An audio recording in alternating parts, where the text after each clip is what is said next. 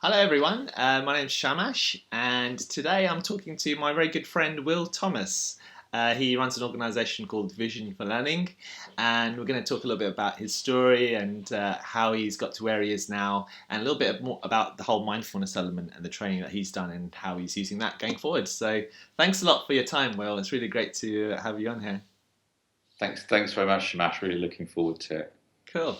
So we first met. I was a school teacher, and I did one of your trainings for coaching, just to integrate coaching into schools, actually, especially with students. And that was a big turning point for me. Actually, I started doing more of that and coaching children rather than just teaching them science and physics. Can you say a little bit more about your work of coaching in education? Because I think that's a big part of what you do. Yeah. I do probably about two-thirds of my work around coaching one-to-one with mostly leaders in the education sector, middle and senior leaders, and then a good proportion of training. And I run a three-part accreditation: level one, level two, level three. And level three has a master's element to it. I do that in conjunction with the University of Worcester. So there's that kind of element to the work I do, and then the other side is the one-to-one coaching that I do for private clients. And then in the last couple of years, I've also been building strong elements of mindfulness, which I know we'll come on to in due course, but into the coaching programs and into the one-to-one coaching that I do with clients, because I find it a really useful element to their development and their kind of resilience and stress management and so forth. Oh, that's fascinating. So this kind of program that you offer, which leads up to a master's program as well, what kind of people participate in that? Yeah, so it's really varied. I mean, I get a lot of middle and senior leaders within the education sector, because they're often looking for ways of building on the strengths of the colleagues they work with, and working with parents. So the focus is often around how do we get the best out of the people that we employ. But it has a lot of knock-on effects as well. So it's often used with young people. It's often used with parents too. Yeah. But I find the breadth of people that come on my trainings is actually quite wide. So core I suppose the core client who comes on a course is a middle or senior leader with a team that they're working with. Okay. But yeah, they can be. I often get people from kind of classroom practice, so TAs and teachers as well, and outside of education too. Cool. So in that kind of work that you've done, what element of that do you find most interesting for you, or what are you most passionate about when you're working in this field?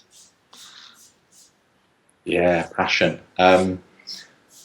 For me, it's all about the moment when a person goes, I get that. I love that light bulb moment. Yeah. I think, in my life prior to running my business now, as a teacher, it was always that, and it's always been that sense of when you facilitate, coach, unlock something for someone, and they go, do you know what? I've been struggling with that, and now I get it, and I think there's a sort of magic about that moment, and it's that's it, and it doesn't matter whether it's coaching or training or facilitating. It's that moment with an individual or a team of people, because you get that with the teams as well. They've been struggling with a difficult challenge, and all of a sudden there's this moment where, do you know what? It's okay. We can handle this. We can take the next step. I love that. Wow. I don't know if you'll be able to, but maybe can you think of a particular example when that arose? I know it's quite difficult sometimes when you ask people on stuff, but is there something that pops into your head? Yeah, I mean, a very recent one is it's with a private coaching client. It's a lady I've worked with for a few weeks, and she was focusing on career development, and she wanted to shift to a kind of new career path. And there's this moment a couple of weeks ago when we were talking. She was talking, and I'd asked her a question, and it was about timescales. And all of a sudden, the light bulb came on for her, and it was, I don't have to do this by next week, do I?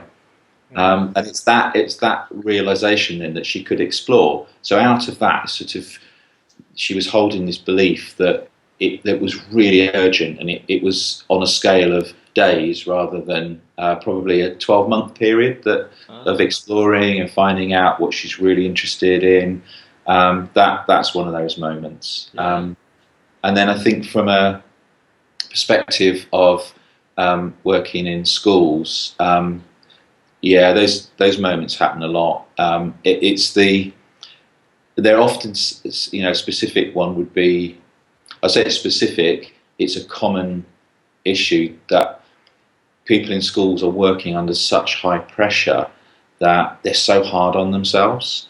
And I find it's, the coaching just unlocks that potential in people to realise, one, they have choices, and two, that they don't need to be so tough on themselves. Yeah. And there was a specific example the other week, probably about 4 weeks ago. There was a lady I've been working with for a while who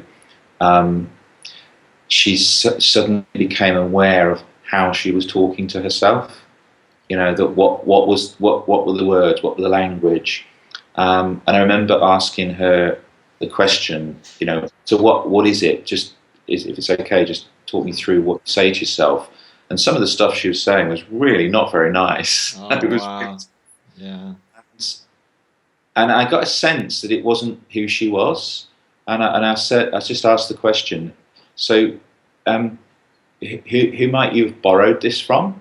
And straight away, the light bulb comes on. I think that might be my mum. And at that moment, she just distanced herself from what she was saying to herself and saw it as no longer what was her choice, but actually it's something that had just been there in the background. So it's that whole thing about awareness that comes with the light bulb. Yeah. This is really interesting the way it overlaps with my work as well. So you're saying what you're most passionate about is this light bulb moment, which is a moment, like sometimes in mindfulness we call that a moment of insight, and it comes through awareness. And that example you gave was when you were coaching and you helped to lift people's awareness. So how do you think you do use mindfulness, or how you'll be going forward using mindfulness to help kind of increase the opportunity for these light bulb moments to arise? Absolutely. I mean, it's. I've been around mindfulness probably for about 20 years now. I read John Kabat-Zinn's book a very long time ago, and it's been a huge support to me over probably the last 20 years. And there have been particular points in my life. I think most people go through experiences from time to time where they kind of look up to the sky and say, what's going on here?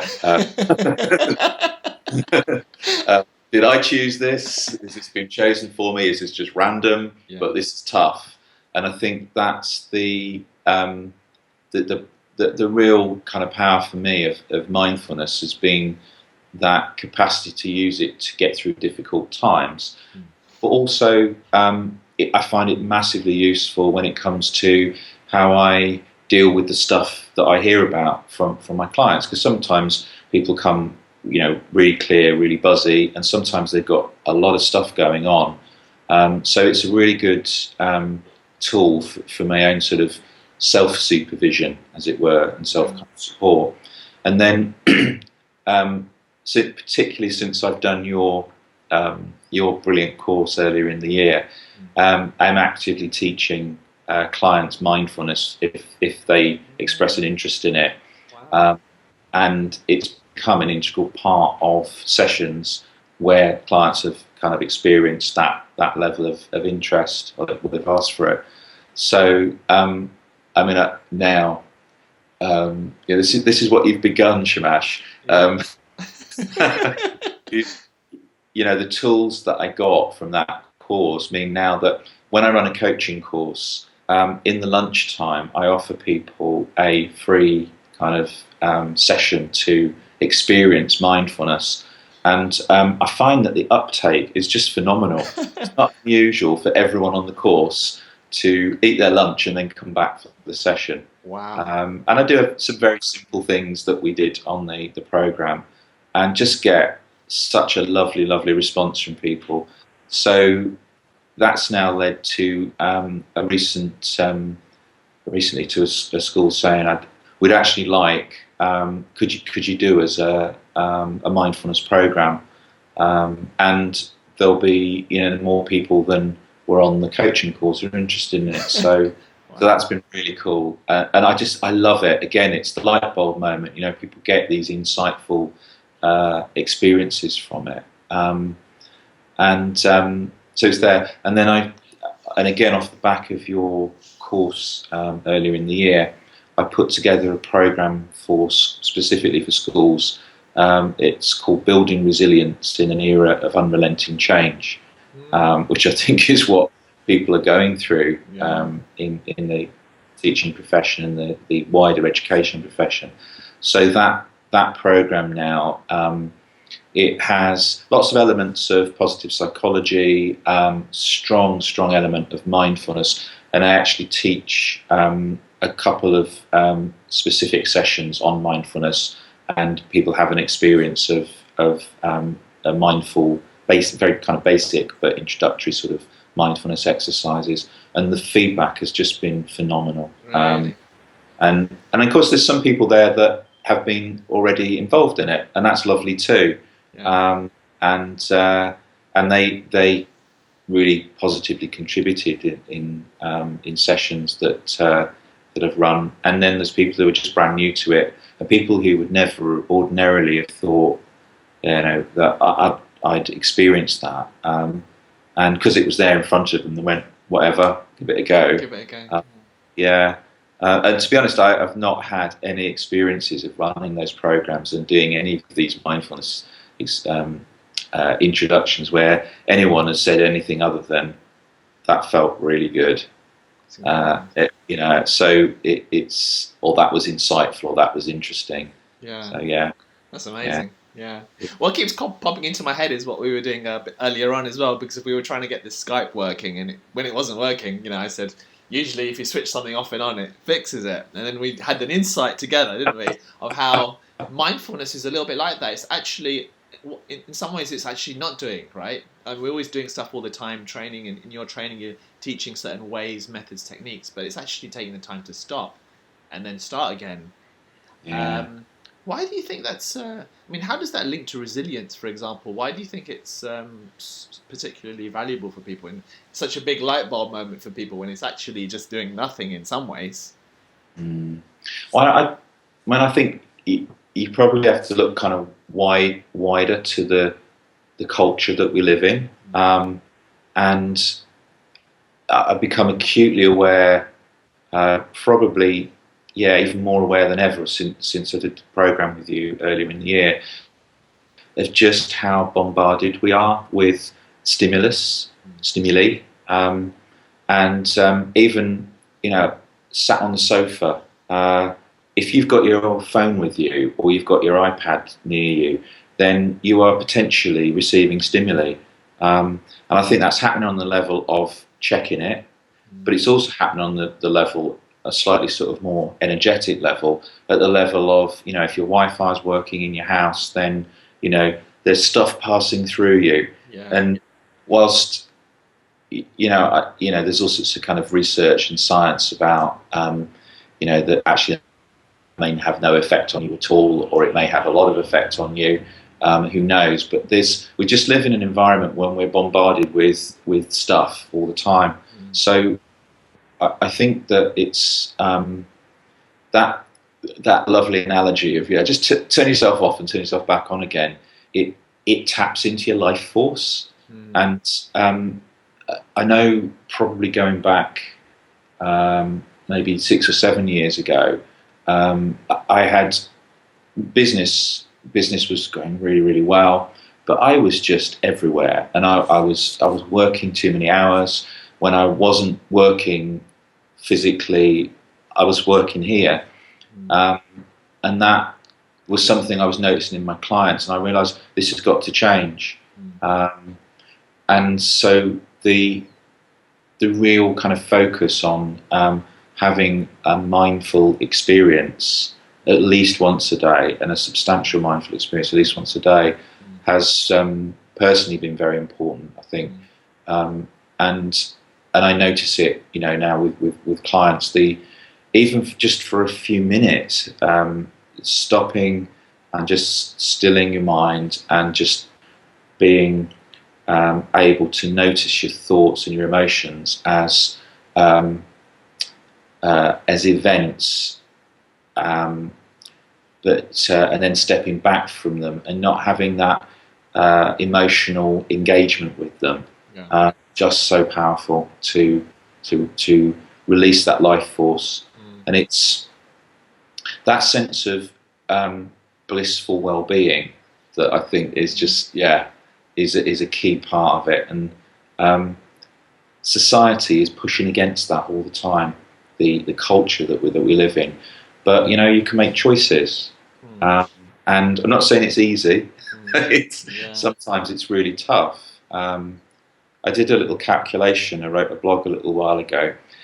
I read an article in The Optimist that suggested that some people, quite a few people, check their phones as much as 100 times a day. So I thought I'd do a little calculation and work out how long it takes to actually log into your phone with your tap buttons. I worked it out, and then I calculated it up for the number of days a year. And I worked out that if you log into your phone 100 times a day, on average you'll spend 21.9 hours a year just logging into your phone. Oh my Which God! is almost an entire day of your life just logging into your phone before you even do anything. That is incredible, yeah. And that's just the time perspective, then. But there's also the distraction that goes with that, right? Because there's some research that says it takes us a few minutes, 5 to 10 minutes, to refocus on what we were doing before. So if you times that by another 10 minutes, actually, have you got any life left? Yeah. And you think about, particularly we were talking before we started this recording. We were talking about computers and how there was often multiple levels of the computer communicating things to you. You've got your Skype going on, you've got your email pinging in. And I think that's it in a sense. If you don't have that focus, at least I think a couple of times a day, stimulus-free environment, and just doing good mental housekeeping, stilling what's going on. I just think it draws away from that essential sense of well-being and life force. So mindfulness practice, in whatever form, is a really positive way to take back some ownership of your own mind and your own body and your own spirit. Interesting. So, for people, I suspect there'll be more like teachers and parents listening to this video. What would you kind of recommend as practices for them to do with regards to mindfulness? Like you mentioned a few minutes of mindfulness. Is there anything in particular that you would recommend, or ways of being a bit more mindful and present in their days to increase their resilience? Yeah, a few things. I think, one of them is to kind of get a recording that would guide you through meditation, particularly if you're starting. And I think I'd actually, before I go into kind of some specific things that you could do, say that one of the most important things to do is just to make a decision that you're going to do something positive to have a stimulus-free time in your day. And I know for particularly people who've got busy jobs and their parents as well, particularly young children, that can be really hard. Having said that, there's a client of mine posed with that challenge of when do I find a mindful moment. She's now found the mindful moment of the day, which is when she leaves school, the point where she puts her car key into the ignition. Yeah. She pauses and she sits there for just a few seconds, probably 30 seconds, and just allows herself to be still and just notice what's going on. And she's doing something that you taught us on the course called the body scan. So she's doing a physical kind of sense of scanning through her body. For her, 30 seconds is what she can do right now, but she found huge benefit even from doing that. So body scan is a great technique, just bringing your awareness through your body, paying attention to the sensations and feelings and thoughts that are going on, noticing them, acknowledging them, letting them go. Mindfulness of breathing is a very simple tool, just using your breath to focus your attention. And there's lots of great, I mean, you've got some great recorded mindfulness, guided mindfulness tracks in your books and elsewhere. And those are available in lots of places now. Record your own. Actually, the process of recording the guidance for your own practice means you've got control over the time that you do it for as well. So that's another one. There's a really simple one that I've had great feedback from clients on, which is light a candle and just stare at the candle and just be with the candle and just notice and watch the kind of movement of the flame and the colours, and just be aware of what you notice as you stare at the candle. It's such a cool, simple thing to do, and obviously with the usual health and safety warnings. You've been a teacher. Candles definitely something to do you use real candles or do you just use virtual ones? Because it's far too dangerous, naked flame, you know. Oh, that's funny. And I think the other thing as well is maybe joining, if you have the time or choose to make the time, is to join a meditation group. And also, it's just something you really brought home to us on the program was the that thing of doing something mindfully. And a little while back, I have to admit I have a dishwasher. It's become an essential tool, and it broke down. Oh my God! So I needed to find a positive way to do washing up again. Yeah. So yeah, wash up mindfully. Just be really present. Enjoy the process of getting the egg away from the edge of the saucepan. And joking aside, that real presence and enjoyment and noticing and aware of experience of doing simple day-to-day tasks is just so releasing. It's so resting and stilling, and mindfulness doesn't need to be that kind of formal kind of meditation process. It can be day-to-day activities that you do in a really present way. Yeah. So yeah, you've given a beautiful range of different ways of for people who are busy, like parents and teachers and people like that, to really start to find the time to do that, whether it's 30 seconds before starting the car or just doing your daily activities mindfully. That's really, really nice. So I'm thinking about like how you would like to ideally kind of move integrating mindfulness forward with your life, because of what I find really exciting for me. Obviously I train people to teach mindfulness, and I try to encourage people to creatively use it as much as possible in their work. And I'm so excited and happy because I haven't had a chance to talk to you properly about how you've been applying it. It's so nice to hear now about how you're starting to do it and actually finding the interest is very high for it too. Have you got any ideas or inklings about kind of which directions you'd like to go in with mindfulness and how you'd like to ideally offer it as things go forward? Yeah, I think the resilience program that I designed earlier in the year, and has just had such a positive response. And I just have loved the way that it's kind of freed people. And I ran an in-service training day for teachers about 6 weeks ago, a specific one. And the head teacher said before I came, so we're going to do some meditations. I said, yeah, we're going to do a number of meditations through the session. And he said, some of the staff have asked if it's okay if they bring a blanket with them. And I went, yes! You're getting in the mood. And it was really magical. That was a particularly memorable session. Wow. And so going forward, that's a program that I will continue to refine and develop. Beautiful.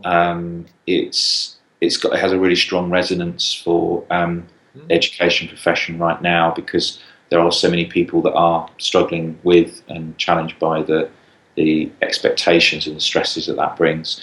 The one-to-one coaching that I do within the work context, what I'm planning to do next is to introduce an online program, so that the relatively limited time that I have with clients can be extended through an online approach to learning mindfulness. So that will be something that in my I was just going to say in my December quiet time. We're in December. It's not that quiet. It's almost January. I don't know whether there ever is a quiet time, really. Oh man, that's hilarious. Yeah. I'm looking forward to doing this in my November quiet time. I'm like, oh no, it's gone. It's gone. It's here. Went that way. Yeah. Okay. It's certainly something that's on the in the planner for 2016 to create that. And I've produced this year a number of guided meditations. One is a story. One is based on chakra points, and a meditation based on scanning through chakra points. And the other one is a mindfulness of breathing.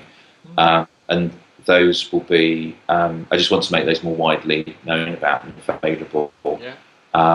And then I'm starting next year to run some retreat programs where they are based on learning mindfulness, and they're mixed together with focusing on kind of goals, outcomes, and life plans.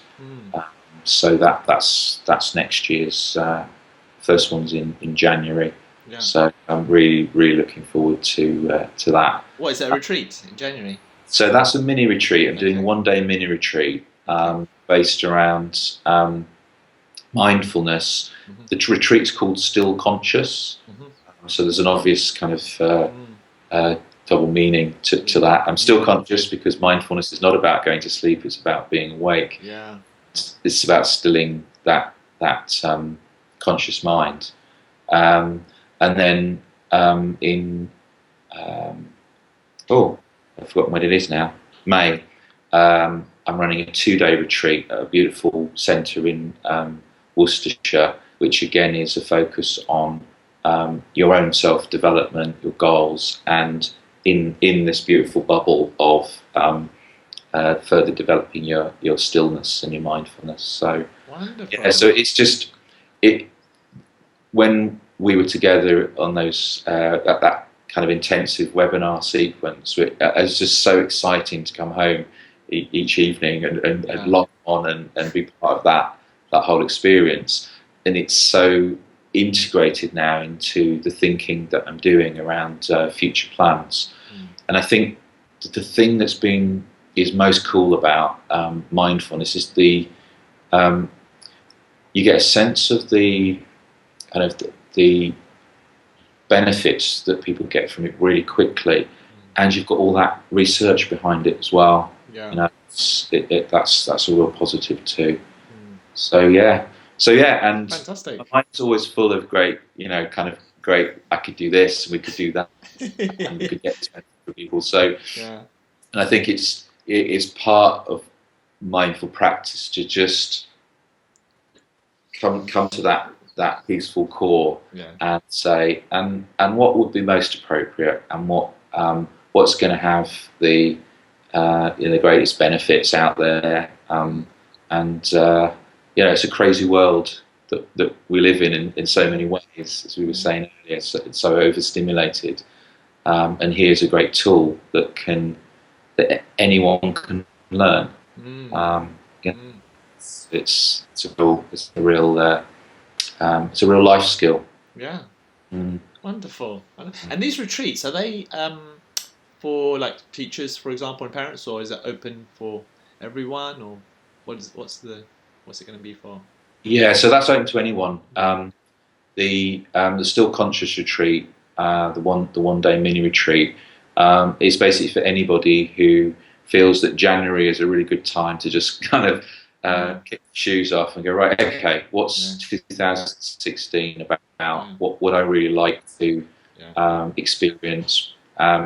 And the longer retreat, which is also includes this kind of a spa retreat. So you've got spa treatments, you've got personal coaching and mindfulness. And again, that's for anyone that really wants to focus in on their life goals, and also bring mindfulness more into how they live their life moment by moment. Fantastic. Bring your own blanket. You know, like, Maybe the spa you'll have blankets. It sounds wonderful. Sounds wonderful. Well, it's been really, really, really interesting to hear more detail about the ways in which you're starting to, because I always saw you as a very mindful person, and you talked about your practice of mindfulness. Actually, you touched on it at least the very first time we met many years ago now. yeah. Oh my God, it might be 10 years or 15 years ago now. I'm not sure. And so it's so nice for me to see someone who just does something relatively short, like the Teach Mindfulness program, and then I kind of more enthusiastic to sharing it with the world. Maybe you could just touch a little bit about, some people may be listening to this thinking, I'm not sure if I want to do this Teach Mindfulness program or not. Maybe you just say a little bit about how it was for you and why it is that having done that, then you started to kind of offer it more to your clients. Yeah, so the there's a big difference, or there was a big difference for me, between having a regular mindfulness practice of my own on a day-to-day basis, the great benefits that's brought me through the sort of ups and downs that come along in life, and actually having the tools and the confidence to really teach it to other people. And that's what your program has done for me. And I would say, to anybody who's kind of sitting there now thinking, do I, don't I, do I, don't I? I definitely say, yeah, go for it. Because however long you've been and however deep your mindfulness practices personally, you get that layer coming through again. It's a really good revisit to your practice. I did realise that there were some slightly lazy elements to my practice, and there were certain key times during the course that it really challenged me to think about.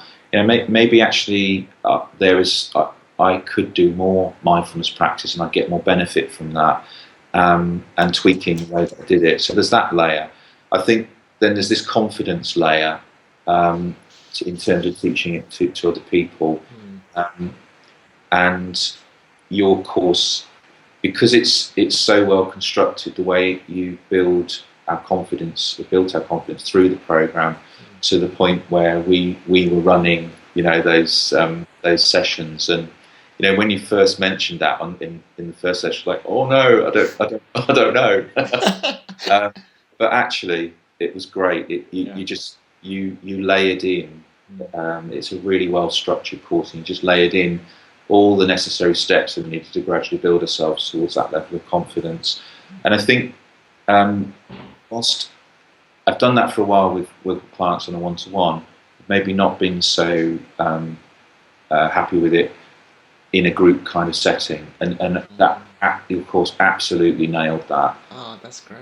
And it's there's that kind of level as well.